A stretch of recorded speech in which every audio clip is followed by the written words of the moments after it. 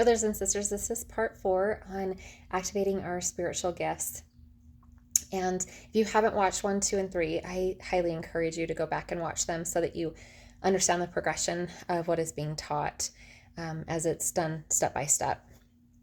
So one thing that I need to elaborate on with our spiritual gifts is as we are taken to our tree of life, and it's done when God knows when people are ready to partake of their tree of life. And in that, right, books are revealed of our books of life, and then keys are turned. But the big key in our spiritual gifts is to remain humble. There were many reasons why Yahshua taught, be humble, and even in the Beatitudes. And so we will be tested to see, how will you use this gift? Will you use it for good? Will you use it for evil? How are you going to use this? Are you going to use it to get a following and a gain and gain power? Because that's not why we have our spiritual gifts. So you are going to be tested when you are allowed to partake of the tree of life. You're going to be tested to see how you handle the knowledge that you're given. Do you become, boastful and arrogant and prideful and controlling and use it to dominate over others? Do you use your gifts for your own gain and not for the kingdom? So as your spiritual gifts come forward, you and the knowledge of the books of life, you will be tested.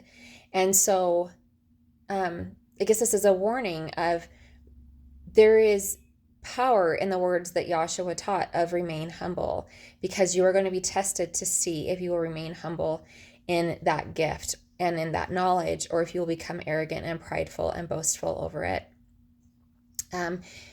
When you get to your books of life and the spiritual gifts, it is a very humbling, reverent, I don't even have really the words, but it's a very